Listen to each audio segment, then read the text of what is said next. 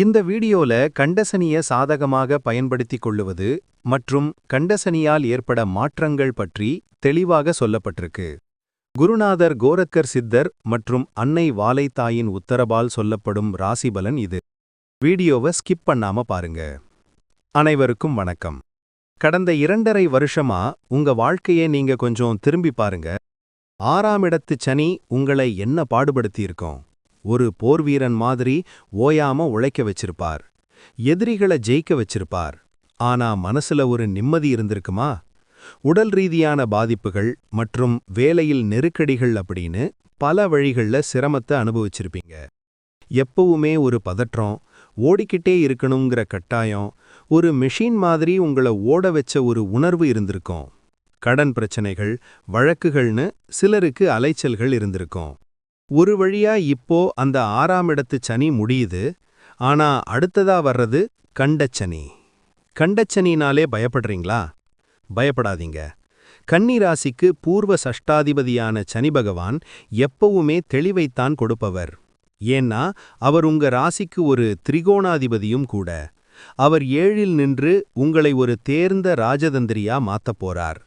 உங்க கூட இருக்கிறவங்க யாரு, உங்களை நிஜமா நேசிக்கிறவங்க யாருன்னு இப்போ உங்களுக்கு புரிய வைப்பார்.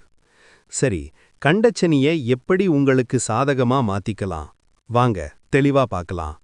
இதுவரைக்கும் நீங்க நம்ம சேனலை சப்ஸ்கிரைப் பண்ணாம பார்க்கறீங்கன்னா சப்ஸ்கிரைப் பண்ணி பக்கத்துல இருக்கிற பெல் ஐகானை ஆன் பண்ணிக்கோங்க. வாக்கிய பஞ்சாங்கப்படி சனி பகவான் வருகிற மார்ச் மாதம் 6ஆம் தேதி மாசி 22 அன்று கும்பராசியிலிருந்து மீன ராசிக்கு பெயர்ச்சியாகிறார். அன்னைக்குத்தான் திருநள்ளாற்றில் வீற்றிருக்கும் சனீஸ்வர பகவானுக்கு சர்வாபிஷேகம் நடத்தப்பட்டு சனிப்பெயர்ச்சி விழா சிறப்பாக கொண்டாடப்பட இருக்கிறது. மீனராசி கன்னிராசிக்கு இது 7வது இடம். 7ஆம் இடம்னா பயப்பட வேண்டாம். 7இல் சனி இருந்தால் ஊராளும் யோகம்னு ஒரு பழமொழி உண்டு. இதுவரை 6ஆம் இடத்திலிருந்து உங்களை உழைக்க வைத்த சனி பகவான் இப்போ 7இல் அமர்ந்து உங்களை ஒரு ஆளுமையாக மாற்றப் போறார்.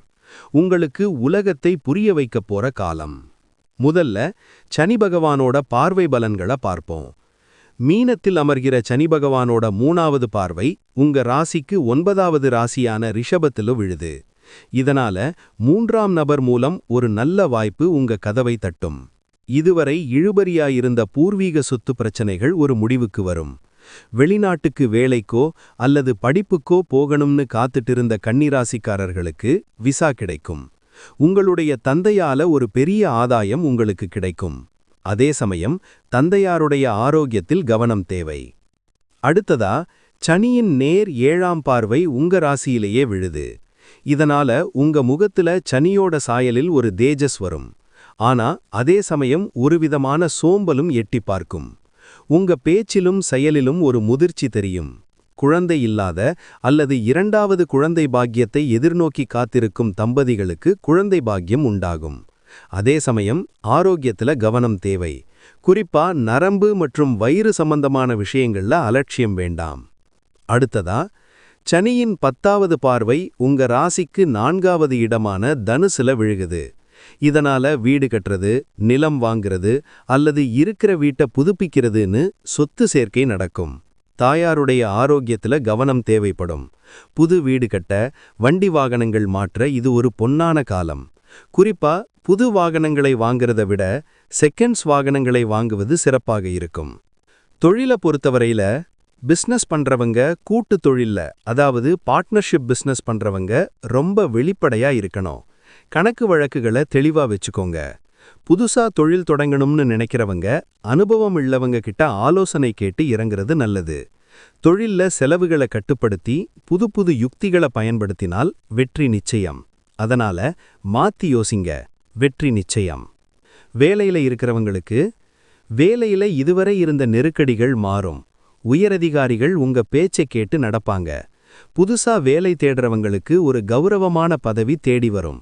சம்பளம் ஆரம்பத்துல கம்மியா இருந்தாலும் அந்த வேலை உங்களுக்கு சமூகத்துல ஒரு பெரிய மரியாதையை தேடித்தரும்.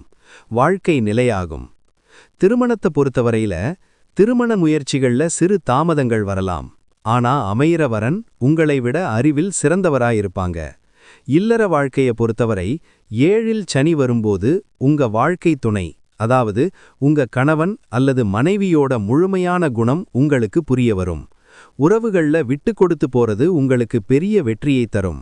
முடிஞ்சவரை கணவன் மனைவிக்கிடையே வாக்குவாதங்களை மட்டும் தவிர்க்கிறது ரொம்ப ரொம்ப நல்லது. கன்னி ராசி பெண்களை பொறுத்தவரை பெண்களுக்கு குடும்பத்துல ஒரு முக்கியத்துவம் கிடைக்கும். உங்களோட ஆலோசனைக்கு உங்க வாழ்க்கை துணை, அதாவது கணவன் அல்லது மனைவி மதிப்பு கொடுப்பாங்க. பொருளாதார ரீதியா முன்னேற்றம் இருக்கும். ஆரோக்கியத்துல மட்டும் சிறு கவனம் தேவை. குறிப்பா முழங்கால் வலிகள் வர வாய்ப்பு உண்டு.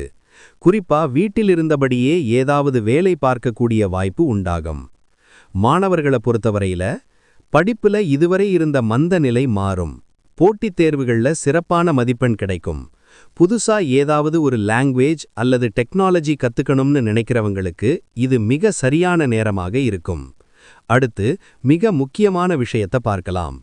சனி பகவான் மீன ராசியில பயணம் செய்யும்போது 3 நட்சத்திரங்கள் வழியா போவார். இதனால உங்க வாழ்க்கையில என்ன மாற்றத்தை தரும்னு பார்ப்போம். குருவோட நட்சத்திரமான பூரத்தாடி 4ஆம் பாதத்துல சனி பகவான் போகும்போது வாழ்க்கை துணையுடன் கருத்து வேறுபாடு உண்டாகும். கணவர் அல்லது மனைவிக்கு தொழில் ரீதியான இடமாற்றம் ஏற்படும். குழந்தைகள் வழியில் செலவுகள் ஏற்படும். தெய்வீக பணிகளில் ஈடுபடக்கூடிய வாய்ப்பு கிடைக்கும். சனி பகவானோட சொந்த நட்சத்திரமான உத்திராட்டாதியில சனி பகவான் போகும்போது உழைப்புக்கு ஏத்த இரட்டிப்பு லாபம் கிடைக்கும். உடல்நிலையில் சின்ன சின்ன ஆரோக்கிய குறைபாடுகள் வரும். வேலையில் இடமாற்றம் ஏற்படலாம். குழந்தை பாக்கியம் கிடைக்கும். புதனோட நட்சத்திரமான ரேவதியில சனி பகவான் போகும்போது உங்களோட பேச்சு திறமையால ஒரு பெரிய காரியத்தை சாதிப்பீங்க. இதுவரை கிடைக்காத வெற்றி தேடி வரும். ஆனா சகோதரி வகை உறவுகள்ல மட்டும் சின்ன விரிசல் வர வாய்ப்பிருக்கு. கவனமா இருங்க. வாழ்க்கையில உங்களுக்கான கொடுப்பினை என்னான்னு தெரிய வரும்.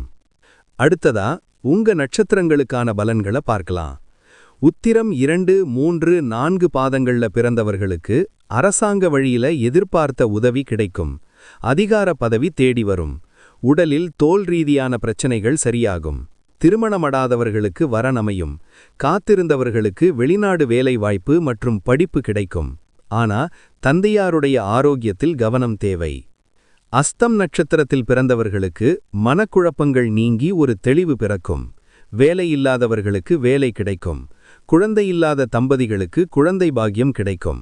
பெண்களுக்கு மிகச் சிறப்பான யோகம் உண்டு. குலதெய்வம் தெரியாதவர்களுக்கு குலதெய்வம் தெரியவரும். சித்திரை பாதங்கள்ல பிறந்தவர்களுக்கு பூமி சம்பந்தமான லாபம் கிடைக்கும். சகோதர வழியில் இருந்த பிணக்குகள் தீரும். பூர்வீக சொத்துக்கள்ல இருந்த சிக்கல்கள் முடிவுக்கு வரும். வண்டி வாகனம் மாற்ற சிறப்பான காலம். கடன் பிரச்சனைகள் தீரும். அடுத்ததா கண்டச்சனியின் தாக்கத்தை குறைச்சு ராஜயோகத்தை பெற 3 நட்சத்திரங்கள்ல பிறந்தவங்களும் என்னென்ன வழிபாடுகளை செய்யணும்னு பார்க்கலாம். உத்திரம் நட்சத்திரத்துல பிறந்தவங்க சனிக்கிழமை அன்னைக்கு அரச மரத்தடியில இருக்கிற பிள்ளையாருக்கு நல்லெண்ணெய் தீபம் ஏற்றி 7 முறை வலம் வந்து வழிபாடு பண்ணுங்க. ஒரு முறையாவது உலகின் முதல் கோவிலான உத்திரகோசமங்கை போய் மங்களநாத சுவாமியை வழிபாடு பண்ணிட்டு வாங்க. இந்த வழிபாடு சனியின் நேரடி தாக்கத்தை குறைத்து தெளிவான சிந்தனையை தரும். அஸ்தம் நட்சத்திரத்துல பிறந்தவங்க சிவன் கோவில்ல இருக்கிற அம்பாளுக்கு சேலை வாங்கி சாற்றி அம்பாளுக்கு அஷ்டோத்திர அர்ச்சனை செய்து வழிபாடு செய்யுங்க. இதனால் சனியின் தாக்கம் குறைந்து கண்டச்சனியின் பாதிப்பு முழுமையாக குறையும். தினமும் லலிதா சகஸ்ரநாமம் கேட்கிறது மிக மிகச் சிறப்பான பலனை தரும். முடிந்தால் ஒரு முறை கன்னியாகுமரிக்கு போய் குமரி அன்னையை வழிபாடு பண்ணிட்டு வாங்க. மிகவும் சிறப்பு. சித்திரை பாதங்கள்ல பிறந்தவங்க அருகில் இருக்கின்ற சிவன் கோவில்ல பிரதோஷம் அன்னைக்கு நந்தியம்பெருமானுக்கு ஒரு மலர் மாலை சாற்றி வழிபாடு செய்யுங்க. நேரம் கிடைக்கும் பொழுது சிவகங்கை மாவட்டம் திருப்பத்தூரில் உள்ள யோக பைரவர் கோவிலுக்கு போய் கும்பிட்டுட்டு வாங்க. இதனால் சனியின் பார்வையின் வீரியம் குறைந்து திடமான வாழ்க்கை அமையும். முடிஞ்சா கன்னிராசிக்காரர்கள் இந்த 2.5 வருஷம் ஒரு சிறிய மயில் தொகைய எப்போதும் உங்க பாக்கெட்டிலோ அல்லது மணிப்பர்சிலோ வச்சுக்கோங்க. இது உங்களுக்கு பாதுகாப்பையும் வெற்றியையும் தரும். இந்த 2026 சனிப்பெயர்ச்சி உங்கள் வாழ்வில் எல்லா வளங்களையும் கொண்டு வரட்டும். இந்த வீடியோ உங்களுக்கு பயனுள்ளதாக இருந்ததால் உங்கள் மற்ற கன்னிராசி நண்பர்களுக்கும் பகிருங்கள். மறக்காம நம்ம ஸ்ரீ குரு ஜோதிடம் சேனலை சப்ஸ்கிரைப் செய்து கொள்ளுங்கள். நன்றி, வணக்கம்.